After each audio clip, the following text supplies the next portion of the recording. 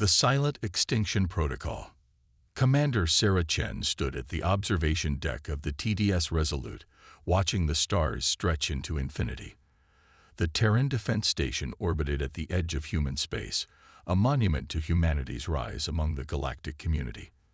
For 15 years, the Galactic Union had welcomed Earth as a junior member, offering technology, trade routes, and protection under their ancient codes of law. Sarah had believed in that partnership once. Most humans did.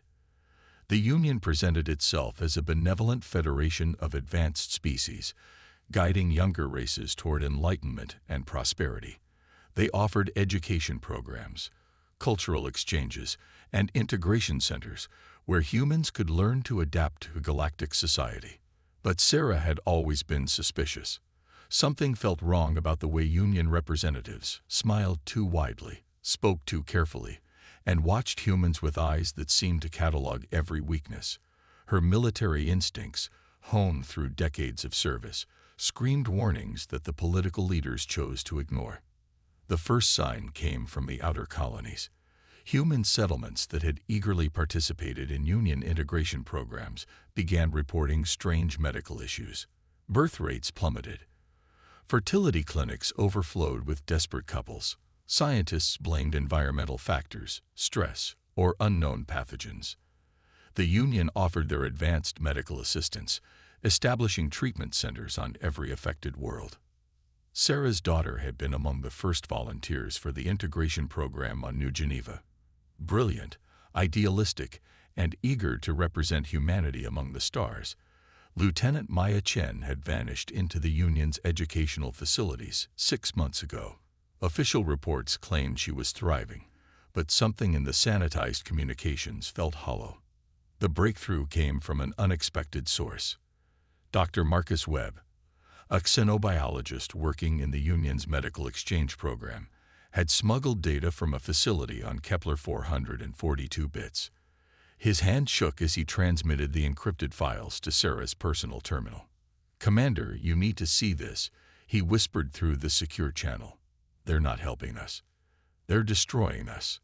The files contained medical records, genetic analysis reports, and something far more sinister. The Union hadn't been treating human fertility problems. They had been causing them. Sophisticated nanobots, introduced through routine medical procedures at integration centers, were systematically sterilizing the human population. The process was slow, subtle, designed to appear natural. But the horror went deeper. The files revealed the true scope of the extinction protocol. Every human who participated in Union programs received the nanobots. The projected timeline showed complete human sterility within 2 generations. Humanity would fade quietly into extinction, remembered only as a failed experiment in galactic integration. Sarah's blood turned to ice as she read the casualty projections. 50 million humans had already been sterilized. The Union estimated that within 30 years, the human species would be functionally extinct. The integration centers weren't schools. They were death camps with smiling faces. The worst revelation came in the form of intercepted communications between Union leadership. They spoke of humans as a problematic species with excessive aggressive tendencies. The sterilization program was deemed necessary for galactic stability. They planned to preserve a few thousand humans as museum specimens, genetic curiosities for future study. Sarah's hands clenched into fists as she read the final document. Her daughter Maya's medical records showed successful nanobotic integration. The woman who had dreamed of bridging the gap between species had been rendered sterile by the very beings she sought to understand. The evidence was overwhelming, undeniable, and absolutely damning. The Galactic Union had declared war on humanity, a silent, invisible war designed to erase them from existence without a single shot being fired. Sarah immediately convened an emergency session of the Terran Defense Council. The underground chamber beneath Geneva buzzed with tension as military leaders, intelligence officers, and government officials gathered to hear the evidence. The silence that followed Dr. Webb's presentation was deafening. General Harrison Price, the grizzled veteran of the Mars colonial wars, was the first to speak. "How many of our people, he asked, his voice barely above a whisper. Conservative estimates suggest 70% of our population has been exposed, Sarah replied. Integration programs, medical exchanges, cultural visits, they've systematically targeted every human who trusted them. Secretary of Defense Janet Morrison slammed her fist on the table. We have to expose this to the galaxy. Show them what the Union is doing. To who? Sarah asked bitterly. The Union controls all interstellar communication networks. They have treaties with every major species. Who's going to believe the word of a junior member against the testimony of a 1,000-year-old federation? The room fell silent again. The magnitude of the betrayal was sinking in. Humanity had been alone before, but this was different. This was a coordinated effort to erase them from existence, conducted by beings they had trusted and admired. What are our options? Asked Admiral Janet Rodriguez, commander of the Terran fleet. Sarah activated the holographic display, showing the deployment of human forces across known space. We have 347 active warships scattered across 57 systems. Our colonies are defended by local militias and automated defense platforms. Against the Union's combined fleets, we're outnumbered approximately 800 to 1. Then we're finished, someone muttered. No, Sarah said firmly. We're not finished. We're just getting started. She brought up a new display, showing classified military projects that had been developed in secret. For years, we've been preparing for the possibility of conflict. We've studied every species in the Union, mapped their weaknesses, developed weapons specifically designed to counter their advantages. We called it defensive planning. Now it becomes our sword. The display showed sleek destroyers equipped with experimental weapons, stealth frigates that could slip past Union sensors, and automated drone swarms that could overwhelm traditional defenses. Human engineering had always been pragmatic, focused on efficiency and lethality rather than elegance. We can't match their numbers, Sarah continued, but we don't have to. We just have to make them pay such a terrible price that they'll never try this again. General Price leaned forward. What are you proposing? Total war, Sarah said simply. No rules, no mercy, no limits. They wanted to exterminate us quietly. We're going to exterminate them loudly. The plan that emerged from that meeting would have horrified the humans of just days earlier. But those humans had believed in justice, diplomacy, and the possibility of peaceful coexistence. The humans in that room had learned the truth, that the galaxy saw them as a cancer to be quietly removed. Operation Nemesis began with a single broadcast. Sarah stood before the cameras, her uniform pristine, her expression carved from stone. Behind her, the flags of Earth's United Nations hung in silent testament to humanity's resolve. Citizens of the Galactic Union, she began, her voice carrying across every communication channel in known space. For 15 years, you have welcomed humanity into your community.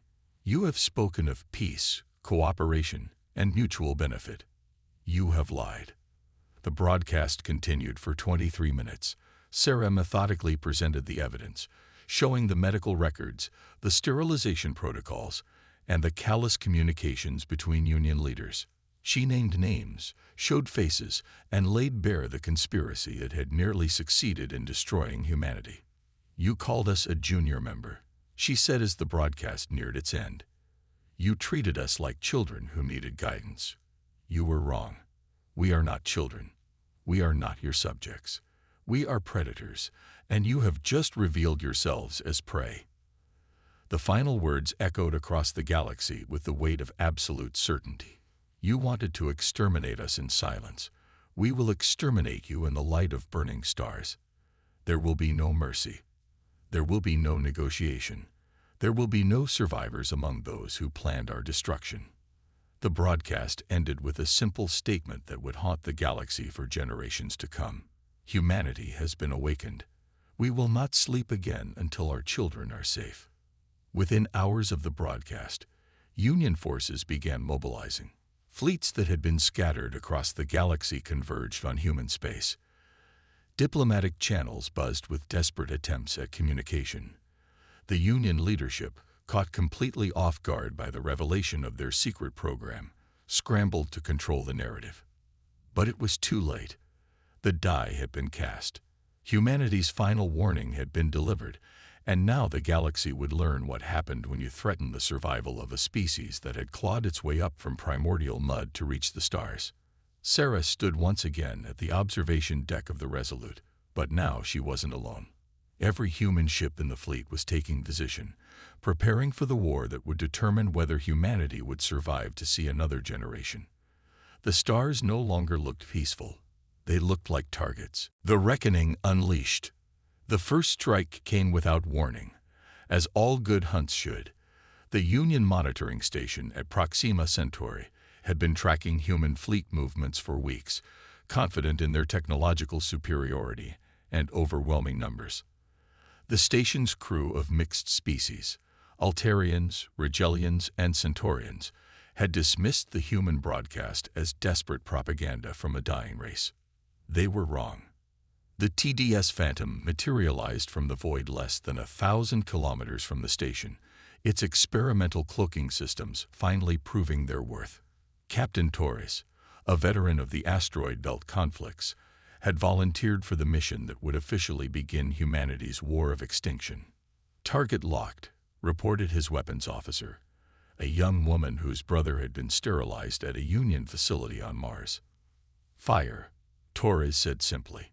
The Phantom's experimental plasma cannons, reverse-engineered from captured Union technology, but modified with human engineering principles, tore through the station's shields like paper. The structure, built for monitoring rather than warfare, crumpled under the assault.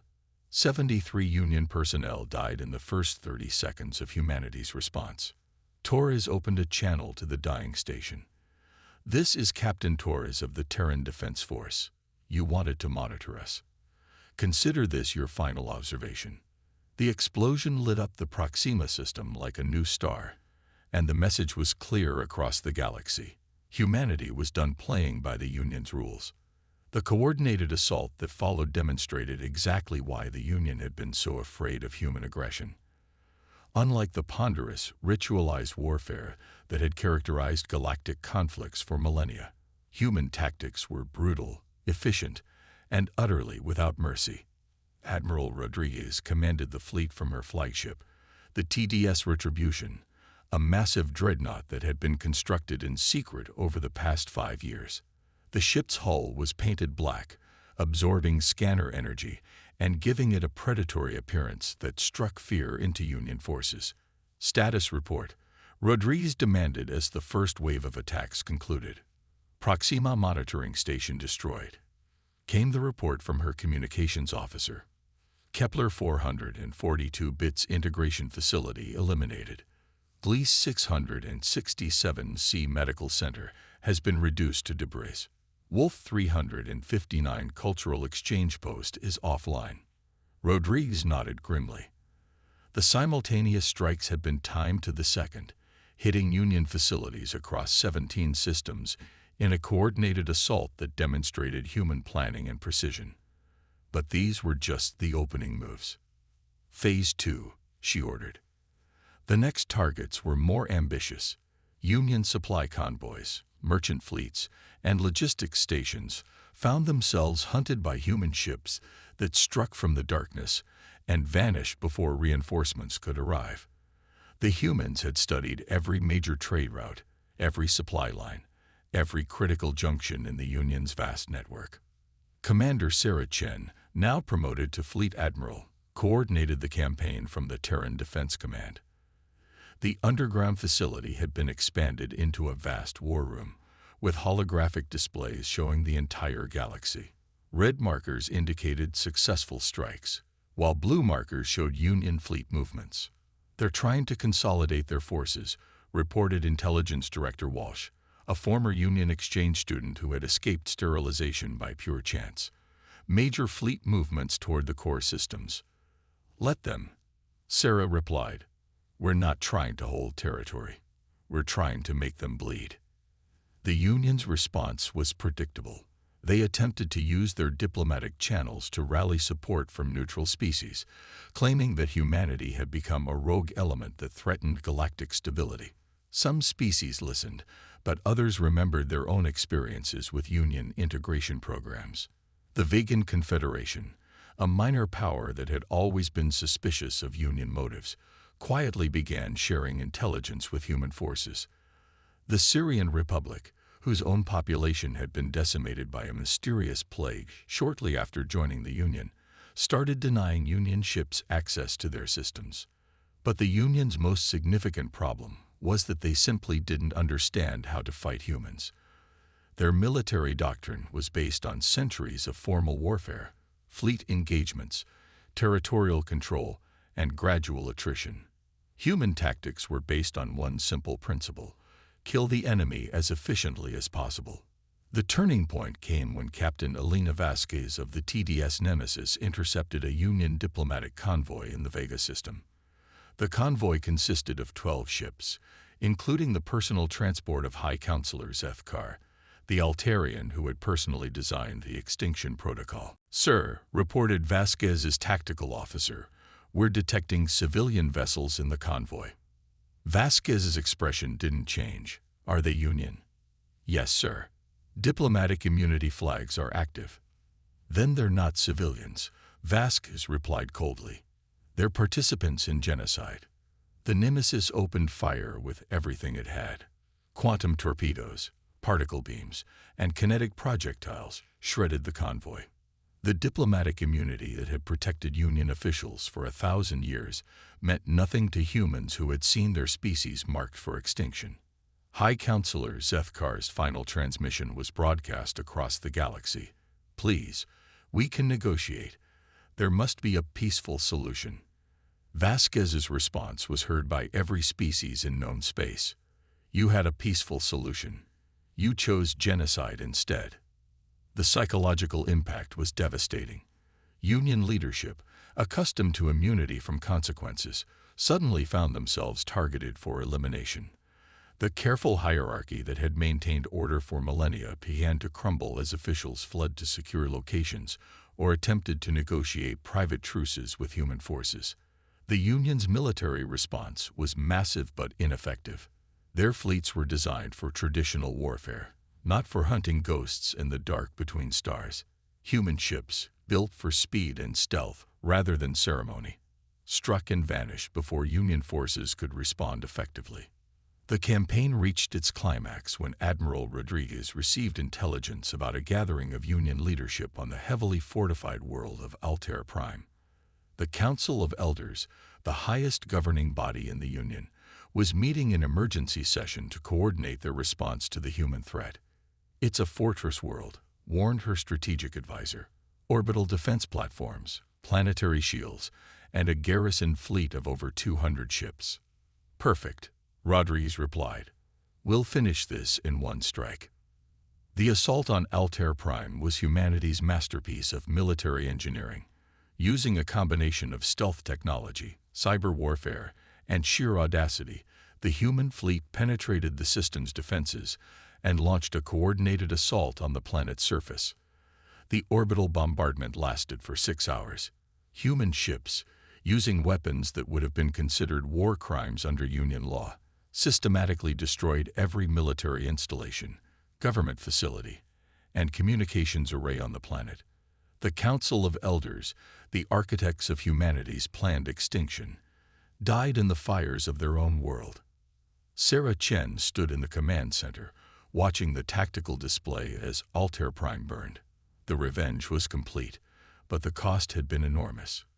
Humanity had lost nearly 2/3 of its fleet, and the surviving ships were scattered across the galaxy. But they had accomplished something unprecedented. They had broken the Galactic Union. The aftermath was swift and total. With their leadership dead and their military shattered, the Union collapsed within weeks. Member species either declared independence or attempted to negotiate separate peace treaties with humanity. The 1,000-year-old federation that had seemed unshakable simply ceased to exist. But humanity's war wasn't over. Admiral Rodriguez issued a final broadcast to the galaxy, her image transmitted to every world that had once been part of the Union. Let this be a lesson to any species that considers threatening humanity's survival. We did not seek this war. We did not want this destruction. But when you threatened our children, our future, our very existence, you left us no choice. The display behind her showed the burning remains of Altair Prime, a world that had once been the jewel of galactic civilization. We are not conquerors. We are not oppressors. But we are survivors, and we will not tolerate any threat to our species. The galaxy is large enough for all of us to coexist, but only if that coexistence is based on mutual respect rather than predation. The broadcast ended with a simple statement that would become humanity's new motto: never again. In the years that followed, humanity became the dominant power in the galaxy not through conquest, but through the simple understanding that no other species was willing to test their resolve again. The humans who had once begged for acceptance among the stars now stood as their undisputed guardians. The extinction protocol had failed. Humanity had not faded quietly into the dark. Instead, they had become the darkness that hunted those who threatened the innocent. The galaxy had learned a lesson that would echo through the ages. Never corner a predator unless you're prepared to become prey.